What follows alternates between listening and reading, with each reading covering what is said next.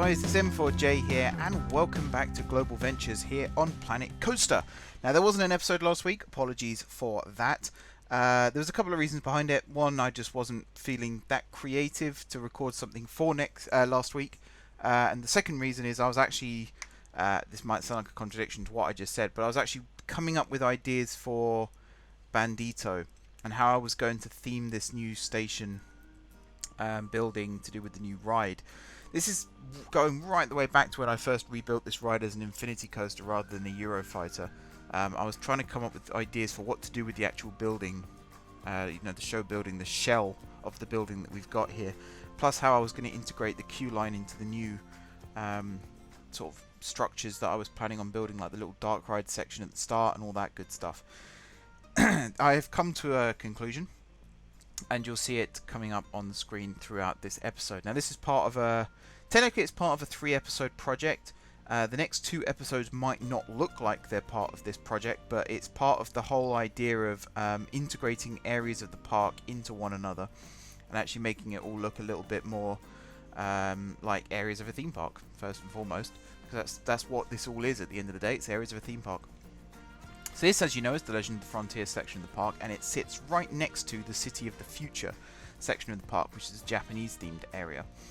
So I need to find a way to sort of get the cowboys and Indians out of the way, or cowboys and Native Americans, I should say. I apologise. That's a faux pas on my behalf. Anyway, the cowboy area of the park is what I meant to say. Sort of transitioning from that into a really futuristic Japanese-themed section. How the hell do you do that? The answer is, at least in my case, you put some berms in. So you'll see me do some terraforming a little bit later on in this episode to try and get the look that I was going for. And then you have the issue of one side is sort of old scorched rock, and the other side is, a futuristic style building. But I build a new ride. You'll see me build a new coaster next episode in the Japanese themed section that kind of bridges the gap quite nicely. So you'll see how that works out next time. But I'm giving a little too much away right now. You have to wait till next week to see that, I'm afraid. For now, though, I'm just working on this station building. This is normally the part where I say I'm really happy with how this has turned out and things like that. And I am, don't get me wrong. But I'm not going to talk about that. I'm going to talk a little bit more about what I've actually done, rather than just how happy I am with it. So the new queue line now snakes around the front of the building on the top floor. The idea is to make this look a little bit more like a building that's actually used on a daily basis. So in the story of the ride, this is Goldlight Bank, and the bandits, or the banditos, however you want to call them, raid the bank, steal the gold, and then escape across the border to Mexico. And that kind of fits in with this sort of retheme job that I'm doing here as well. Is at the moment, the back end of the ride, where you come out from, so you go up the clock tower, you drop down the big signature drop of the ride into the old abandoned mine shaft, and then you emerge on the other side of the station building, and you can quite clearly see you're just on the other side of the station building. I want to add a little element of disorientation, so when you emerge from the tunnel, you don't actually know where you are. And that's where some terraforming comes into play. So like I said, there has to be a berm, really, to separate the two areas. Well, there doesn't have to be, but I've chosen to build a berm to separate the two areas of the park from one another. And because of that, I might as well put some terraforming around the ride. I did get some feedback on last episode as well about Bandito and how it needs to be smoothed out in places, particularly on the POV. It kind of highlighted where it needed smoothing out. And originally I read that comment and I thought, it's a fair comment, don't get me wrong, it's a very fair comment, but at the time I felt like there wasn't really much I could do about it, because me and the smoothing tool in Planet Coaster have a real hate-hate relationship, shall we say. I just can't get it to work the way I want it to, particularly when I build custom inversions. It always finds a way to mess them up. But I actually spent some time stewing on that comment. And again, I think it's a very fair comment, so I wasn't in a mood or anything, but I spent a long time thinking about it and how I could sort of go about improving the ride based on that comment. And again, that was part of the inspiration for this video. So you'll see the first half of this video is me adding this theming here. This is the new outdoor walkway that you can see me messing around with here, which again, I do quite like. I like the fact that it kind of fitted into the existing shape of the building. And there's a couple of points where it pops into the building and then pops out again. I think it looks alright. I think it looks pretty damn good. What I should have done here was lowered down this floor a little bit more so that the path lined up, but I didn't do that because I'm an idiot. So you've got this weird ramp now where the queue line comes out of the building and goes back in again. I will fix that because actually I'm not a big fan of that. So I will go back and fix that off camera. You can see this is me realizing that it needs to shift up slightly, which I've just done there. There we go. It's not the worst. Let's be honest, it's not the worst. It could have been a lot worse, believe me. And then yeah, it gets to the end here and then snakes back, goes inside that door, comes back out that door, runs alongside the queue line here again, and then pretty much goes back and connects up with the priority queue. Now I'm not really sure why this bit here wouldn't let me. Oh yeah, I do know why. Because I do know. That's again me being a bit dumb. Because of the way that the queue line was there. I thought it was straight, but it actually wasn't. And then I re-add the priority queue, which starts at the bottom here. So it doesn't start right at the beginning of the queue. You do have to snake around a little bit first. I might change that as well because it doesn't feel very realistic to me. And then this section here is where it joins back up again, right before the station itself. So the new queue gives you a glimpse of what's supposed to be a secret drop in the building. I'm not so much hiding the drop now because I think the drop is something that should be quite obvious. But it's the inversion really that I want to hide. Saw the Ride has a really good opening with the drop in the dark and the swinging blades over the top and everything. But if you don't know it's coming, I've ridden that ride with someone who isn't nervous about roller coasters, not by any stretch, but that one caught her off guard because I forgot to mention it. Normally, like, we spent the whole day with me going around saying, you know, stealth, you can kind of tell when it's about to launch. You know, Colossus is pretty tame, but watch out for, you know, head banging, and, you know, Nemesis is fine, don't worry about that. And then we got to Saw and we're in the queue. And I said about I don't know if they still have it or not, but they used to have like a shotgun blast coming down from the ceiling. And I think it used to be tied into the pneumatics of part of the ride. And I'm trying not to give too much of the ride away, in case there is anyone who hasn't ridden it yet. But there's kind of a section of the ride where there's 5 pneumatic hisses, and then the shotguns used to go off. So I just sort of said that as a throwaway comment, like, oh, by the way, if you don't want to get shocked by the shotgun blast, you hear 5 hisses and then the shotgun goes off. And I forgot to mention the drop in the dark, and I had a very sore arm afterwards where she kept thumping me. So, you know, it catches people off guard. And I want my rides to catch people off guard as well. But I don't want them to injure people. And that's something like Disneyland Paris, when they turned Indiana Jones et le Temple du Péril into a backwards roller coaster. They actually had to reprofile some of the track because if you don't see a drop coming or a sharp turn coming, you don't brace your body in the correct way, and it could have caused injury. And you know, you kind of want something like, you don't want to hurt people, you want to scare people, you don't want to hurt people. So same thing here. It's quite a steep drop, and it would have been in the dark if this game had the right lighting effects, and it also would have been a real shock to people, and you could end up injuring people by doing that. So I've kind of made it obvious in the queue. You can stand here and you can watch the beginning of the coaster, and then it's up to you to brace yourself for that section of the ride. I could potentially change it in the future so that I build a wall or something in front of the queue so that you can't see the drop anymore. I could do that. If you guys think I should do that, let me know in the comments down below. But I personally quite like the way it works right now. I think it fits. Because this is kind of, it holds the inversion record, this ride, with 16. Even after the rebuild, tweaking some stuff, it still holds the record with 16. But I still consider this to be sort of a light thrill ride. It's not a real thrill seeker white knuckle type ride like some of the other coasters in the park are. Some of which, one of which you'll see next episode, in fact, because I go for another world record next episode, and boy do I go for it. You'll see what I mean when I release that one. But yeah, I don't want this to be too intense, because otherwise all my coasters will just be real intense, and I don't think there isn't a single theme park in the world where every single roller coaster is a white knuckle ride.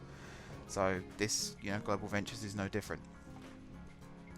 Right, what am I doing? Oh yeah, I'm placing some walls around here because I think to have it as a cave isn't the worst thing in the world. Depends again how the story of the ride pans out, because some of this is a cave and some of it is clearly walled. I might make it all walled. Again, that does affect the terraforming slightly. It might affect the lighting in here. This ride, every time I look back at it, it seems to get darker and darker, which I like, by the way, because I want this section to be a dark ride section.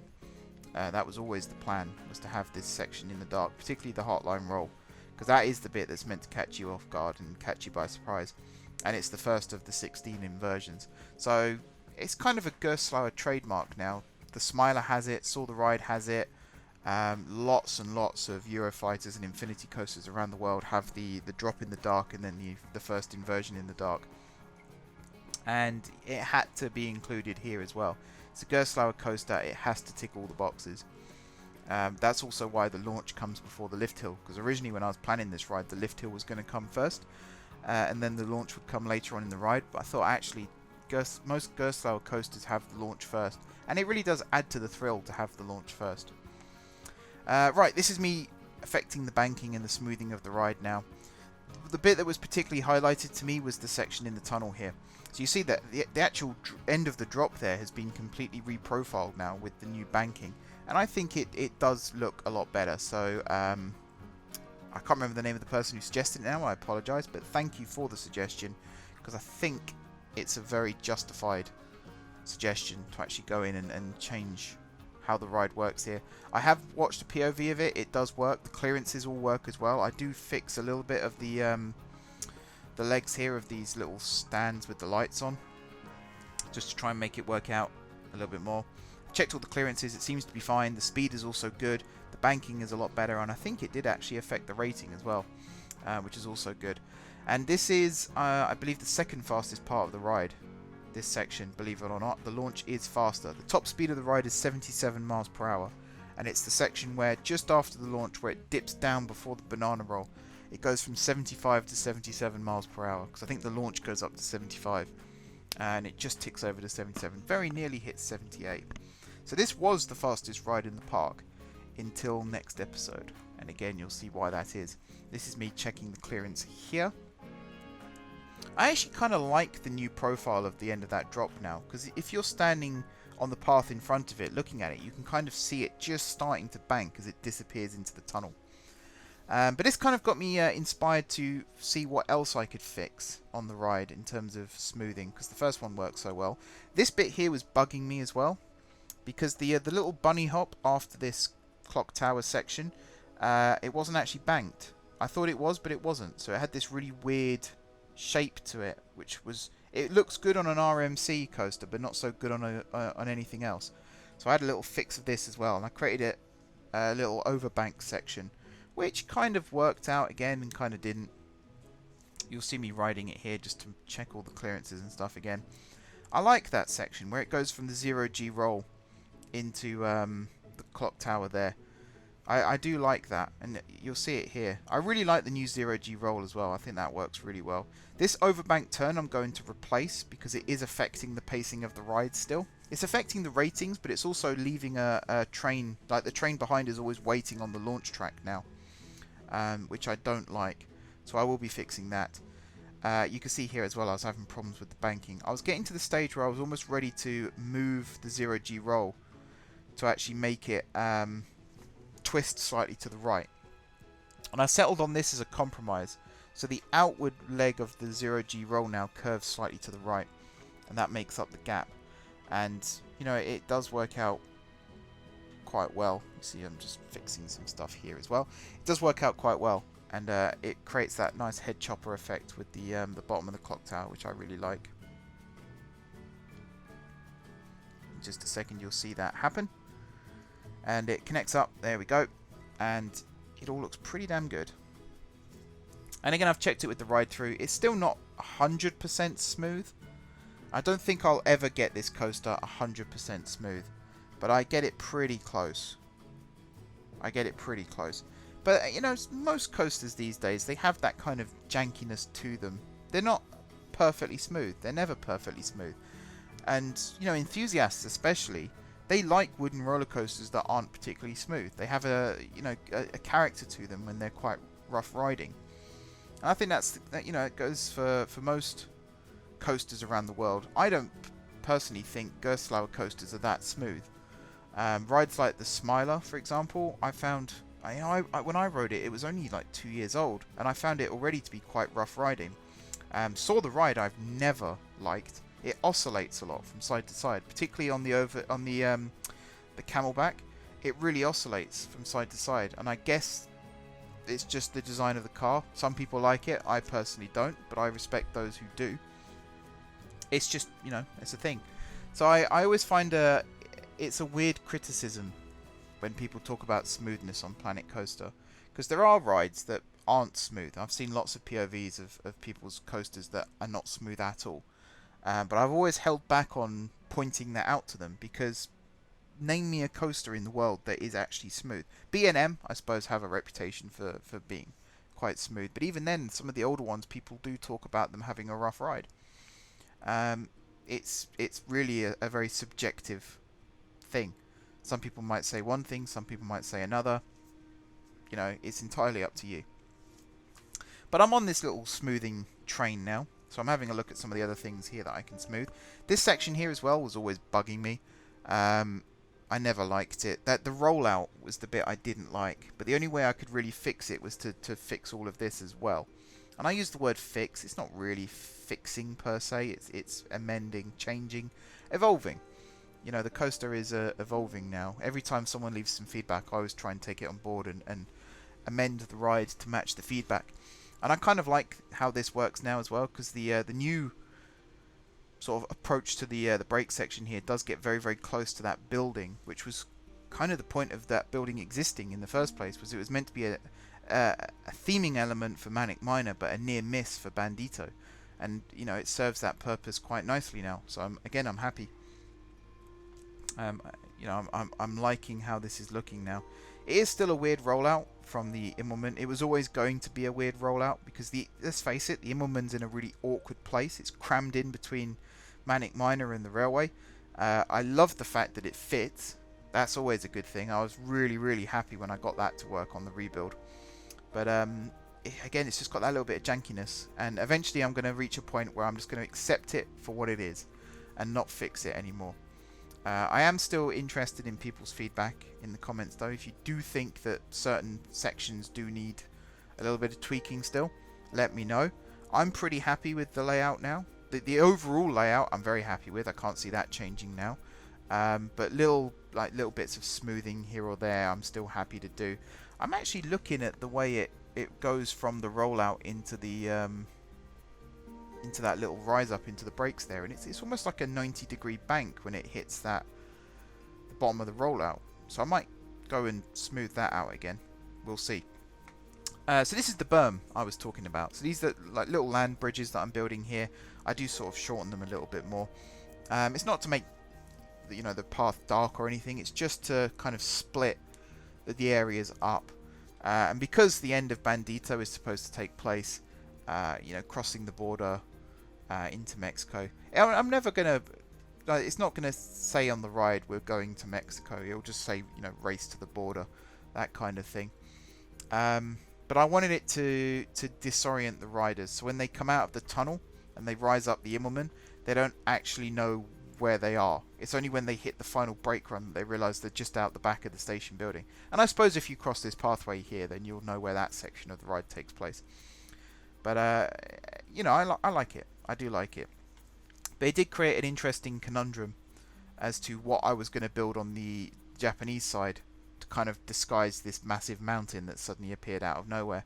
And I will put some trees and rocks and stuff in as well to make it look a little bit nicer, because it is still a bit barren on this side. But I think the coaster now looks so much better with all this extra stuff added. So thank you to everyone who's helped inspire this project. I'm glad I took a break from Around the World in 80 Days to actually work on this, because it's kind of reignited the fire that I have for this park. I'm not saying necessarily that the series was in trouble, necessarily, but sometimes your creative juices do run a little bit dry. So to have the opportunity to work on something else for a little bit, something else that I've been sitting on for a while, it's kind of, as I said, reignited the fire for this project. And I've got some really cool ideas, one of which, as I've said, you'll see next episode. And it plays very nicely into trying to hide this huge rocky outcrop that I've now built around Bandito. And all I'm going to say is, you already know it's a coaster, and there's a building, and it's a record breaker. So in the comments, if you want to have a guess as to what you think might be coming up next week, there's no prizes for the winner, but if you do get it right, I will subtly let you know. And stay tuned for that. In the meantime, I'm just doing some more painting here as well. I really like this terrain paint. It really looks like scorched rock. The other one's a bit too bright for my liking. It's a bit too washed out. But this one for the rocks, it just looks awesome. And it really brings this area to life again, to have that little bit of character. And as I said, I'll be putting some rock work and some shrubs in as well to make it look a little bit nicer too. What am I doing? Oh yeah, I'm just deleting the door there.